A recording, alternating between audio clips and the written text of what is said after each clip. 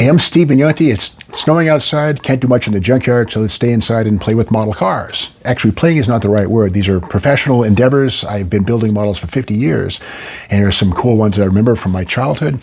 The Holland Hearst was a great piece from JoHan. 2 Hemi engines in this kit right here, 2 fuel-injected Hemis. And for years, I would buy these kits just to use the Hilborn injection and the stacks on my altered wheelbase funny cars and, throw the rest of the kit away. Now, these are very expensive, but with that said, those stacks are excellent. The Hilborn units are really one of a kind. Nobody else has done a Hilborn unit like that in 1/25th scale as good as JoHan did. The word Hilborn's even engraved in the bottom of the valley. And here's a nice one-page promo for it.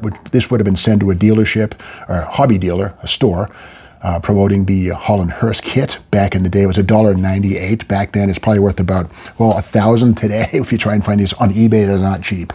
And further with JoHan, they kind of fell down into sort of a depression as you get into the 1970s as pinball games and video games began to eat away the kids who were building models. And in 1977, this thing came out. What year is this thing? This is a JoHan brochure from, I think, 1992. They still had a Pulse in 1992, go figure. They still were pumping the old JoHan stuff. That's a Sox and Martin Pro Stocker right there with new livery. The airplane kits and the classics were still available and in the catalog right here. Here's around on the left-hand side, the Pro Street series right there, top left. Modern illustrations, sort of upgraded with some goofy graphics, right out of Carcraft magazine, 1983. But the same kits, of course, we have the Dino Don Maverick and Cougar, or Comet, there we go. And of course the AMC Scrambler as sort of Pro Street thingamajig. And on the right-hand side are the original issues of those things, the Mickey Thompson-ish funny car, the Pinto, Sox and Martin still, and of course the Gene Snow-ish Challenger funny car, and of course the Scrambler kit still available in 1970. What was this? 1992. 1992 this Cadillac came out. The Snap kits are still available. The police car is still very much available. The classics were still available. The crazy thing on eBay, these classic cars are easily purchased for under $100, way under $100. They're great models, steering wheels, opening doors and stuff. Great models for what they are. In the back, here's the various things they are for the showcases right there in various scales, little ones for airplane models and stuff, and they show the kits inside the turbine car, the police car, the Sox and Martin Pro Stock CUDA. And right here we have the various distributors, and right here, Worcester, Massachusetts represented by, where is this place? Right, there's Los Angeles, we have Dallas, Texas, Atlanta, Georgia, and anything in Worcester? I think I saw something here, but I used to buy my kits at Henry's Hobby House in Worcester, Mass. There it is.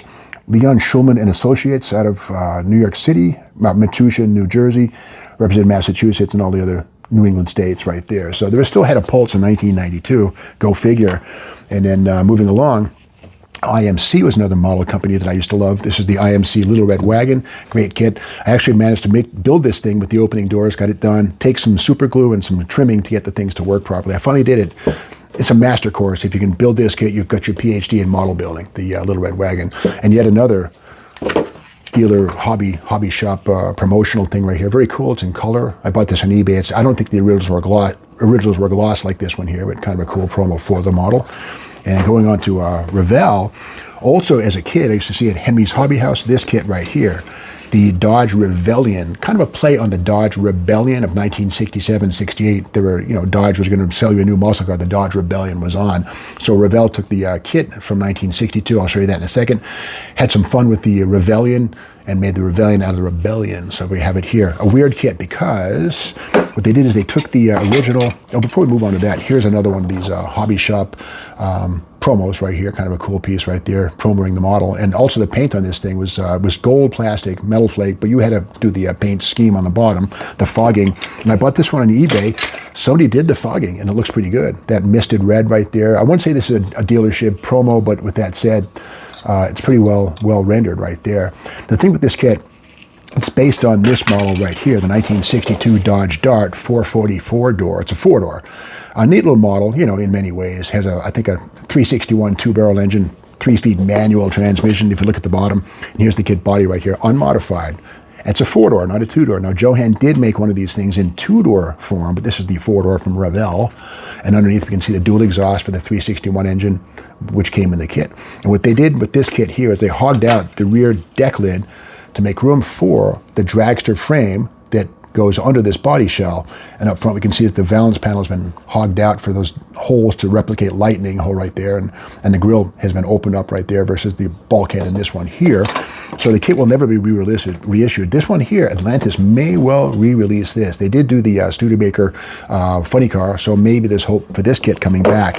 With that said, this is the stuff that turns it into a funny car, this little piece right here that goes in here and blocks off the inner frame and stuff like that. It's kind of a cool little re-engineering. So guys definitely sat down with the original tool and said, how can we slice it? How can we make it work with our pre-existing Moon Eyes dragster frame right there? It's basically also had a small block, or a big block Chrysler, I think it was an RB motor with a supercharger on it. So basically two losing kits, 1 + 1 = 3 in the case of the Dodge Revell funny car. So kind of a cool little save for Revell in the dark days of the late 60s.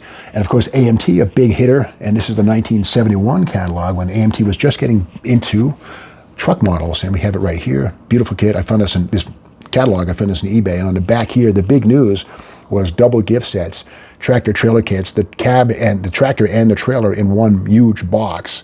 And inside of this catalog right here, all kinds of cool pictures from kits from the past, 1971. Again, the focus is on truck kits because they were the big deal. The L700 van, great, the GMC Astro and stuff like that. Good stuff. And of course, the old stuff from the 60s was still being sold.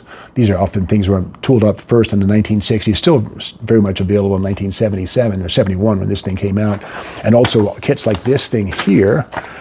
The NASCAR Monte Carlo was a big deal. Bobby Allison's car, great model, really well detailed. Not quite as good as the MPC NASCAR kit, but still it held its own in the day, and came with promotional stuff on the side of the box. Great box art, the checker flag motif right there. And I love this car, Coca-Cola gold and red, mouth-watering, literally Coca-Cola and that car.